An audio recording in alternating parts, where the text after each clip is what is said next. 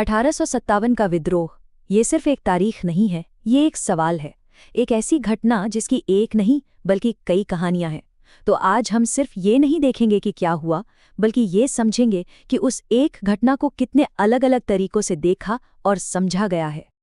और यही वो सवाल है जिसने 100 साल से भी ज्यादा वक्त से इतिहासकारों को उलझा रखा है।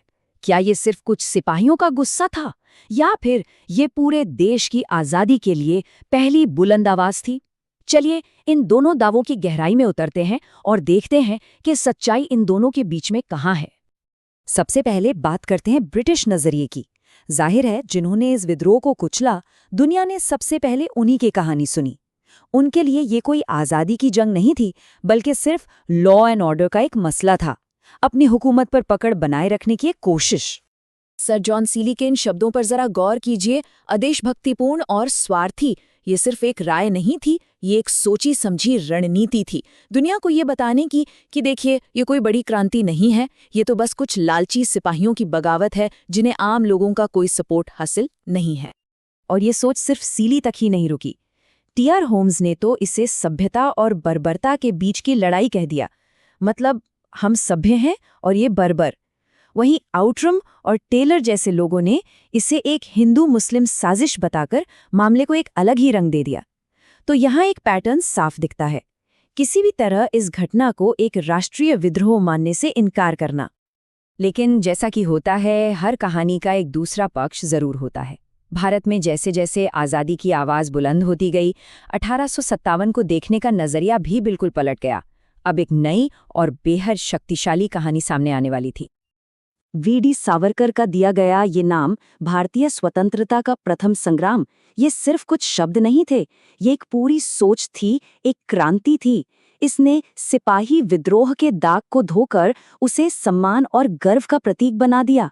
इस एक लाइन ने पीढ़ियों को प्रेरणा दी। और जानते हैं सबसे दिलचस्प बात क्या है?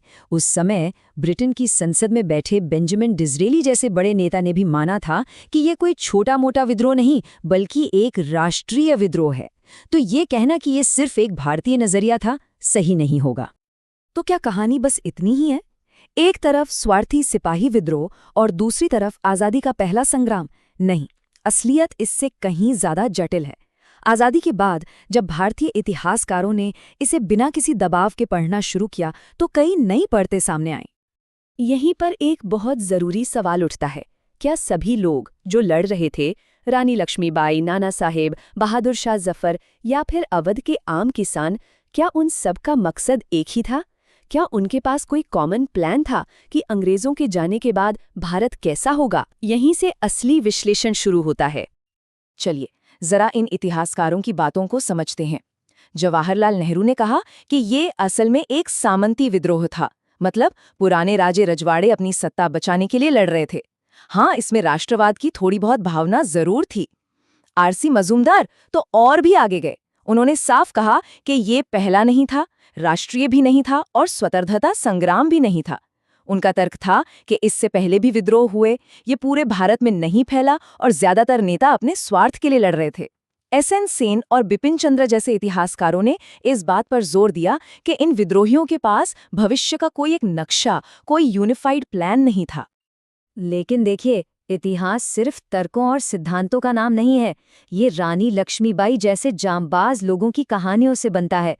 भले ही इतिहासकार बहस करते रहें कि विद्रोह का असली चरित्र क्या था, लेकिन जब आपका दुश्मन ह्यू रोज जैसा अंग्रेज अफसर आपकी तारीफ में ये कहे, तो ये उस शख्स की बहादुरी का सबसे बड़ा सबूत बन जाता है।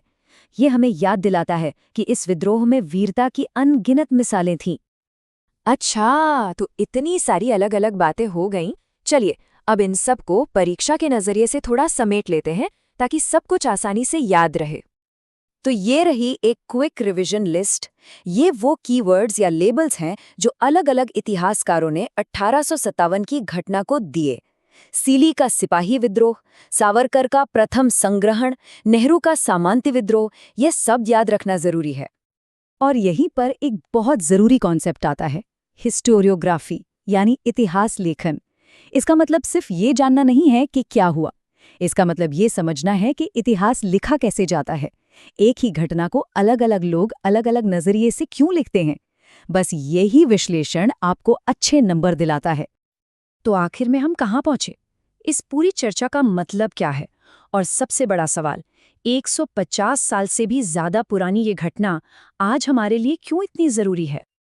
अगर हम इस पूरी कहानी को देखें तो विचारों का एक विकास साफ नजर आता है। पहले ब्रिटिश नजरिए ने इसे छोटा बताया, फिर राष्ट्रवादी नजरिए ने इसे बहुत बड़ा और महान बताया, और अब अकादमिक विश्लेषण हमें एक ज्यादा संतुलित, ज्यादा जटिल तस्वीर दिखा रहा है, जो शायद सच्चाई के ज्यादा करीब है। हम लॉजिक लैडर इंस्टीट्यूट की टीम है जो सभी प्रतियोगी परीक्षाओं और स्कूल परीक्षाओं के लिए गुणवत्तापूर्ण अध्ययन सामग्री प्रदान करते हैं। और अब आखिरी सवाल, जिसके बारे में सोचना जरूरी है, हम 1857 को किस नाम से याद करते हैं? विद्रोह, गदर या स्वतंत्रता संग्राम? ये सिर्फ इतिहास का एक तथ्य नहीं है, ये हमारी अपनी पहचान से जुड़ा है। ये बताता है कि हम अपने अतीत को और खुद को कैसे देखते हैं। अगर आपको ये विश्लेषण पसंद आया हो तो ऐसे ही और भी विषयों को समझने के लिए हमारे साथ बने रहिए। बहुत बहुत शुक्रिया।